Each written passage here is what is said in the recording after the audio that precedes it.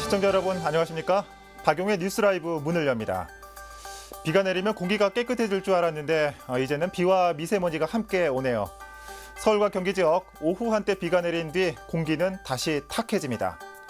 오늘 저희 뉴스 라이브에서는 중국인들이 사라진 파주 임진각과 회기에 들어간 서울시의회를 현장 연결합니다. 4월 18일 박용의 뉴스 라이브 지금부터 시작합니다. 오늘의 헤드라인입니다. 중국인 관광객이 발길을 끊으면서 안보 관광지인 파주시 임진각과 주변 관광 산업도 타격을 입고 있습니다. 서울시의회 제273회 임시회가 오늘 개회합니다. 시의회 현장 연결해 관련 내용 살펴봅니다. 중랑구 망우동 LPG 충전기 수리업체에서 폭발 사고가 발생해 행인 1명이 부상을 입었습니다. 책 읽는 도시를 만들겠다는 송파구의 무인 책장 사업이 관리 부실과 관심 부족으로 유명무실해지고 있습니다.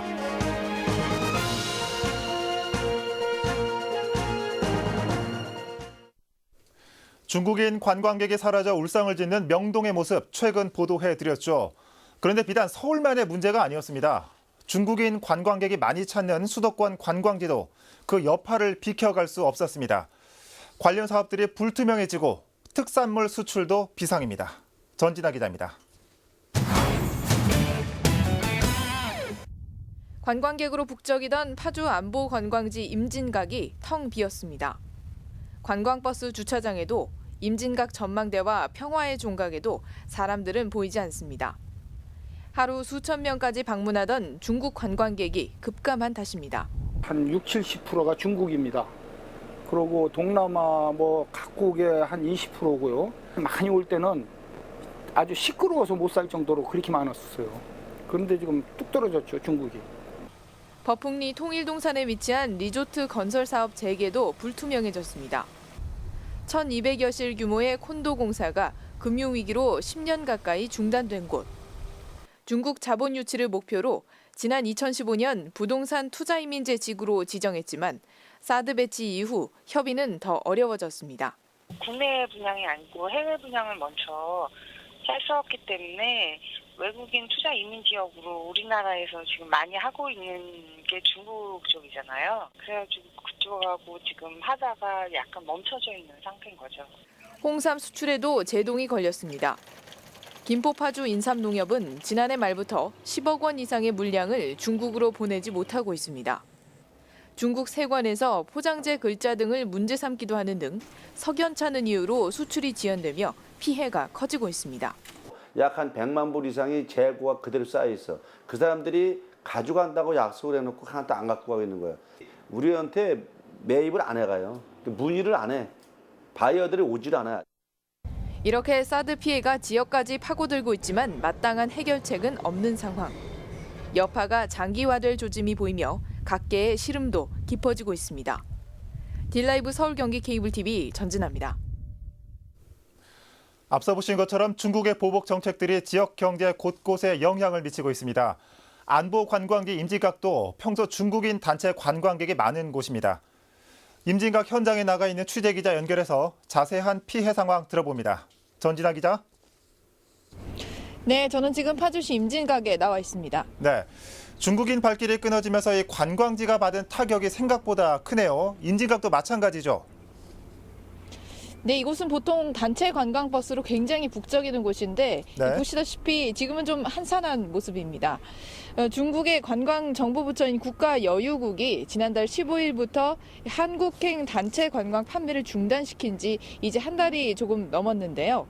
이후 파주 관광의 필수 코스인 이곳 임진각과 민북 지역이죠. 제3땅굴, 도라전망대 등의 중국 관광객들이 보이지 않고 있습니다. 예. 지역 업체에 따르면 단체 관광의 60-70%를 차지했던 이 중국 관광객은 좀 찾아보기 힘들고 대만이나 홍콩, 일본 등에서만 방문하고 있다고 합니다. 예, 저도 그 임진각 취재를 자주 가봐서 아는데 점심시간을 앞둔 지금 시간이면 원래 그 관광버스들이 물밀듯이 들어올 시간이거든요. 굉장히 적은 모습입니다. 그런데 정 기자, 그 지난해 초에는 개성공단이 폐쇄되면서 마찬가지로 이 관광객이 많이 줄었는데 어떻습니까? 지금과 비교하면 어떤 것 같습니까? 네, 파주시 자료를 좀 보면요. 지난 한 해 임진각과 제3땅굴을 찾은 외국인 유료 관광객 수가 84만 명을 좀 넘었었습니다. 네.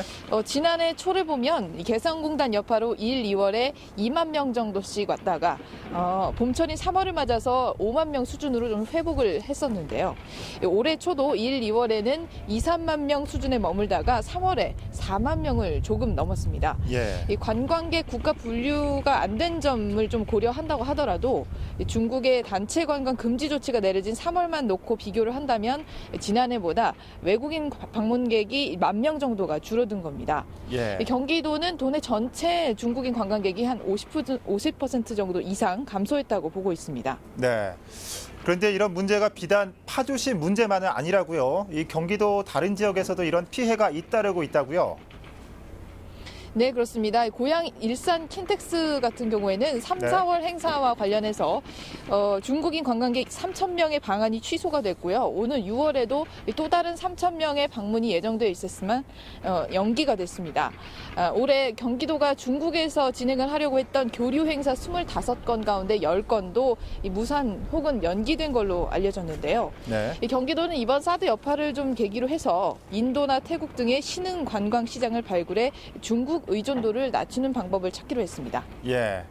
자, 전지다 기자 수고했습니다. 네, 지금까지 파주시 임진각에서 전해드렸습니다. 네. 저는 이런 보복 정책들이 서울 쇼핑 관광이나 제주 관광 정도로만 생각했는데 경기권은 미처 생각지 못했네요. 자, 파주 임진각 상황 알아봤습니다.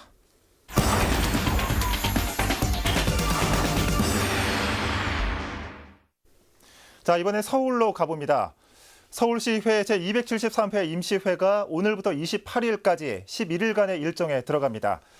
의회에 나가 있는 기자 연결해 보겠습니다. 엄종교 기자. 네, 서울시의회에 나와 있습니다. 의회는 네. 지금 오후 본회의를 앞두고 준비가 한창인데요. 이번 임시회는 지난 2월 이후 올해 두 번째로 열리는 임시회입니다. 네. 엄 기자, 이번 임시회는 어떤 안건들이 처리됩니까? 네, 먼저 오후 열리는 본회의에서는 임시회 회기 결정과 관계 공무원 출석 요구의 건이 상정됩니다. 네. 이후 19일부터 27일까지 상임위 활동에 들어가는데요. 상임위별로 서울시 소관 부서별 업무 보고와 함께 상정된 안건을 처리합니다. 예. 여기서 통과한 안건들은 오는 28일 열리는 제2차 본회의에서 최종 심의 의결될 예정입니다. 예. 그런데 엄 기자, 이번 임시회 개회 일자가 원래 오늘이 아니었죠? 네, 그렇습니다. 이번 임시회는 당초 지난 금요일 열릴 예정이었습니다. 또 연간 의사일정 기준으로 볼 때 교섭단체 대표 연설과 시장과 교육감을 출석시킨 가운데 시정 질문이 열릴 네. 예정이었는데요. 조기 대선의 영향으로 대부분의 일정이 연기됐습니다. 이번에 시정 질문 등이 어떤 정치적 공방으로 이어질 수 있다 보니 네. 이런 논란을 최소화하기 위해서입니다. 예. 연기된 일정은 오늘 6월 열리는 제274회 임시회에서 열릴 예정입니다. 예. 자, 조금 다른 이야기를 좀 해보도록 하겠습니다. 요즘 시의회 정당별 의석수 조정이 이루어지고 있죠. 네, 그렇습니다. 지난 2014년 6.4 지방선거가 끝나고 당시 네. 새정치민주연합이 77석을 차지했습니다.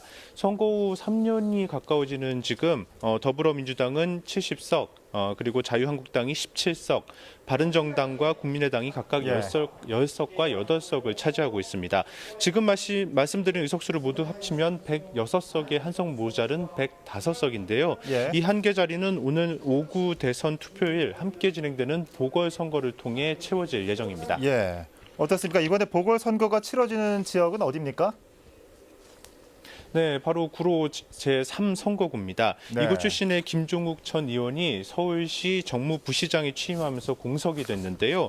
지난 주말 후보 등록을 마무리한 결과 현재 4명의 후보가 등록을 마쳤습니다. 후보들의 면면은 추가 취재를 통해 알려드리고 또 주요 공약도 정리해드리겠습니다. 네. 자, 엄정교 기자 수고했습니다. 지금까지 서울시의회에서 전해드렸습니다. 네. 자, 오늘부터 회기에 들어간 서울시의회 임시회 일정 살펴봤습니다.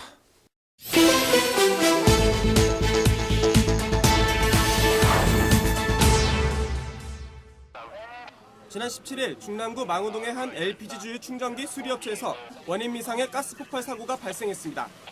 이 사고로 길을 지나가던 박모 씨가 얼굴에 열상을 입고 치아 한 개가 부러져 인근 병원으로 후송됐습니다.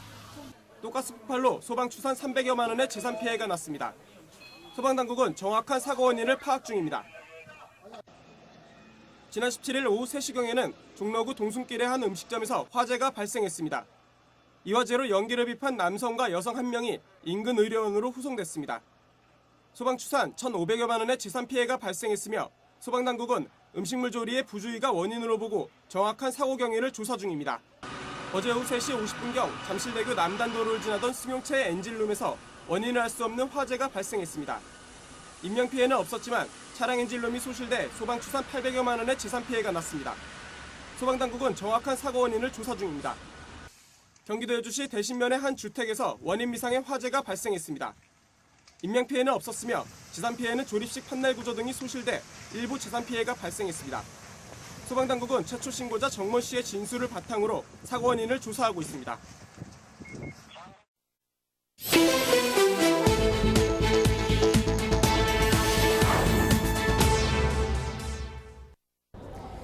보도자료 속 정책이 잘 지켜지고 있는지 점검해보는 시간, 보도자료 팩트체크입니다. 책 읽는 도시를 지향하는 송파구는 책과 관련된 다양한 사업들을 진행하고 있는데요. 어디서든 책 읽는 환경을 만들겠다고 만들어 놓은 무인 책장도 그중 하나입니다. 그렇다면 이 무인 책장이 목적에 맞게 잘 운영되고 있을까요? 보도자료 팩트체크에서 살펴봅니다. 송파구가 지난 2012년 6월 배포한 보도자료입니다. 속초노수에 2개의 미니문고를 만들고 주민들이 자유롭게 꺼내볼 수 있게 한다는 내용입니다. 미니문고, 이른바 무인 책장이 잘 놓여져 사용되고 있는지 속초노수로 가봤습니다. 당초 이곳엔 미니 책장 2대가 계획돼 있었지만 한 대가 늘어나 총 3대의 무인 책장이 설치돼 있습니다.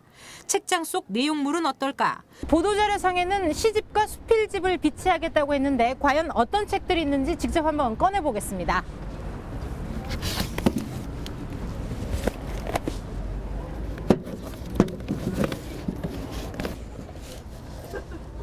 책장에 있는 책을 모두 꺼내봤습니다. 대부분이 아이들을 위한 아동도서, 성인들이 읽을 수 있는 책은 단 2권에 불과합니다. 다른 책장도 상황은 마찬가지. 대부분이 아동도서로 채워져 있고 성인들이 읽을 만한 책은 거의 없습니다. 신간 등 인기 도서는 전무하고 전기 간행물과 80년대 출간된 색바랜 전문서적이 보일 뿐입니다. 물에서 꼭 이런 놈이 보니까 안 됐을 때 책을 본 사람 거의 없어요. 다 그쪽은 다 운동하러 온 사람들밖에 없고 걸어다니는 사람들밖에 없어요. 그럼 이쪽이건 저쪽이건 책 보는 사람들이 많이 없다? 네, 또 그중 한 곳은 책장문이 떨어져 나가 있는가 하면 옆에는 쓰레기 더미도 함께 놓여져 있었습니다. 시설조차 제대로 관리가 안 되고 있는 겁니다. 이후 송파구는 버스 정류장 2줄 책장도 선보였습니다. 체류 시간이 짧은 정류장의 특성을 반영해 그림책과 시집 등을 넣겠다고 보도자료를 통해 밝혔지만 실상은 달랐습니다. 보시는 것처럼 이곳 역시 대부분 아동도서로 채워져 있습니다. 대출대장은 이렇게 텅 비어있고 책장은 먼지만 쌓였습니다. 특히 일반 성인도서 같은 경우는 저희가 진짜 그 예산도 별로 없고 이중도서 가지고 이렇게 운영을 하는데 꽂아놓기가 무섭게 많이 들고 가시고 그래서 관리는 둘째치고 얼마나 많은 사람들이 무인 책장을 이용하는지 사실이 궁금해진 취재진은 카메라를 켜고 지켜보기로 했습니다. 사람들이 가장 많다는 시간대에 그것도 가장 잘 이용되고 있다는 2곳을 한동안 지켜봤지만 책을 꺼내본 사람은 단 한 명도 없었습니다. 무인 책장은 투명 책장이 된 듯한 인상만 남겼습니다. 전에는 굉장히 유행을 하고 많이 했었는데 버스 정류장 같은 경우 책을 보다가 버스를 타고 이러지도 않고 그래서 이전을 할 계획. 아파트 단지와 근린공원 등에 설치된 다른 무인 책장도 점검해봤습니다. 대부분 파손된 것 없이 제 위치에 놓여져 있긴 했지만 이용하는 사람은 거의 없었습니다. 또 일부는 유동인구가 거의 없는 곳에 책장이 놓여져 있기도 했었고 자유롭게 꺼내볼 수 있다는 무인 책장이 자물쇠로 잠궈져 있는 것도 발견할 수 있었습니다.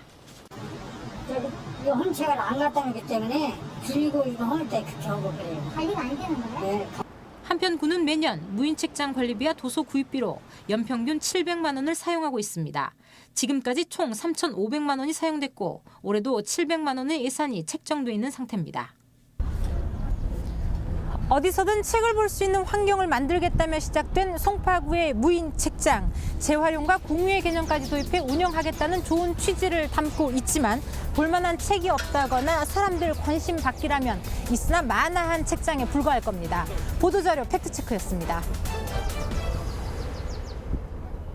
네, 다음 소식입니다. 성동구는 그동안 주먹구구식으로 운영되던 마장 축산물 시장의 동물성 기름 수거 체계를 개선하기 위해 배송센터 설치를 계획하고 있습니다. 사업 당위성과 환경 개선 효과가 클 것으로 기대되고 있습니다. 조성엽 기자입니다. 동물성 기름을 담은 포대가 산적해 있습니다. 마장동 축산물 시장에서만 하루 100톤가량 이 동물성 기름이 나옵니다.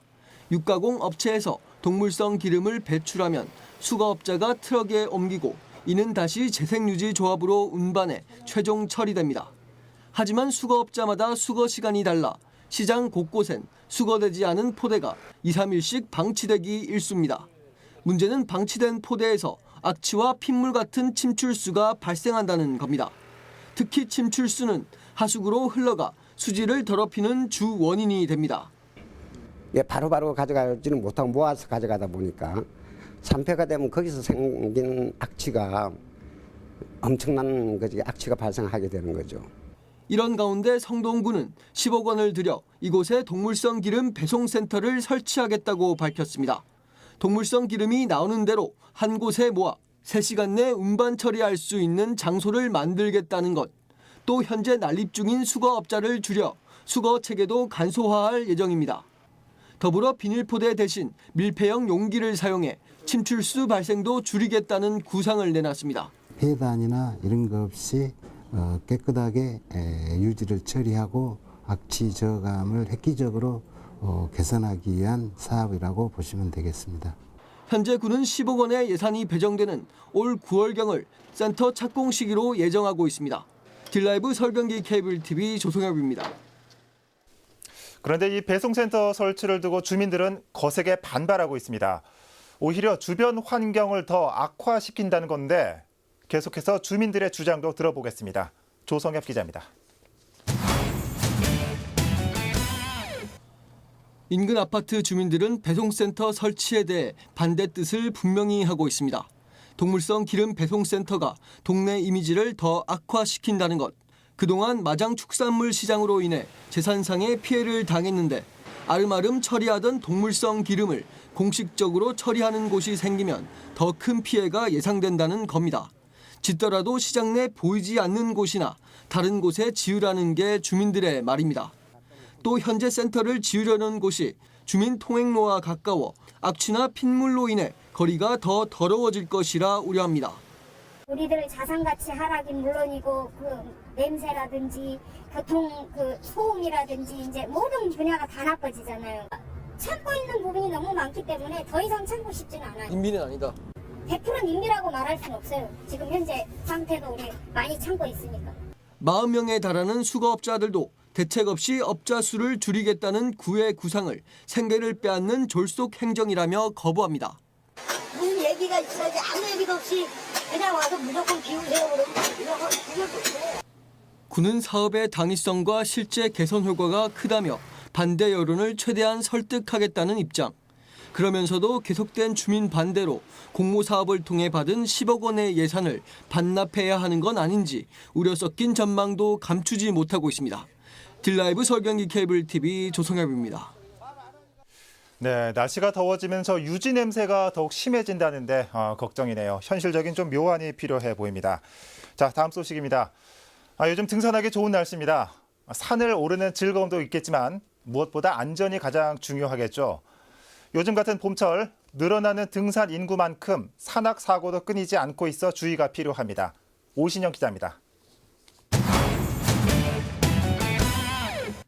지난 2일 북한산 암벽을 오르던 한 등산객이 5m 아래로 추락했습니다. 곧바로 구조대 소방 헬기가 출동해 부상자를 인근 병원으로 후송했습니다. 봄철 빈번히 발생하는 산악사고입니다. 이처럼 최근 3년간 등산을 하다 부상 또는 사고를 당해 구조된 인원은 서울시에서만 3,600여 명. 사고는 대부분 등산객이 늘어나는 봄과 가을에 집중돼 있습니다.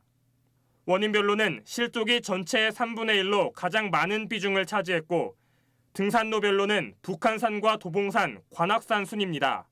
그리고 사고는 주로 하산 시간인 12시에서 오후 6시 사이에 발생했습니다. 산악사고가 집중되는 시기가 돌아옴에 따라 서울시도 대책 마련에 나섰습니다.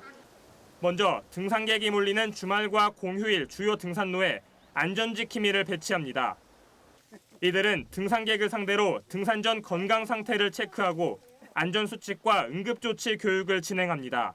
아울러 등산객들에게 산행 중 낙엽 밑에 있을 수 있는 빙판을 주의하고 해지기 전 하산, 그리고 응급약과 손전 등 호루라기 등 비상용품을 휴대해 줄 것을 당부했습니다.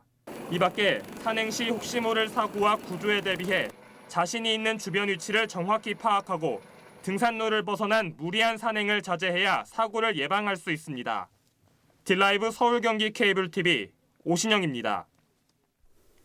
오늘 29일과 30일 이틀간 가평군 설악면 도농교류센터 일대에서 초롱이 둥지마을 두릅 봄나물 축제가 개최됩니다. 올해로 10회째를 맞는 이번 행사에는 대표 작물인 두릅을 비롯해 산더덕과 달래, 곰치 등 마을에서 직접 채취한 봄나물들이 선보이게 됩니다.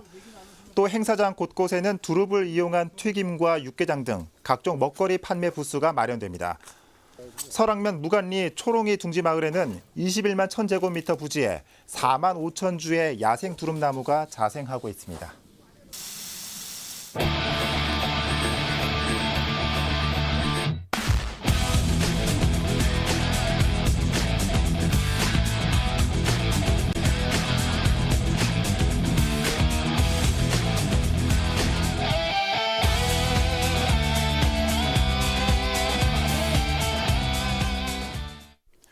오늘 중국인 관광객이 사라진 파주시 임진각 피해 상황 살펴봤습니다. 거꾸로 생각하면 그동안 서울과 경기 지역 관광과 산업 구조가 중국인들에게 그만큼 의존했다는 반증일 겁니다. 이번 일로 우리 관광 산업과 내수 산업들이 한층 더 탄탄해지고 다변화되는 계기가 됐으면 좋겠습니다. 자, 4월 18일 박용의 뉴스 라이브 마칩니다. 시청해 주셔서 고맙습니다.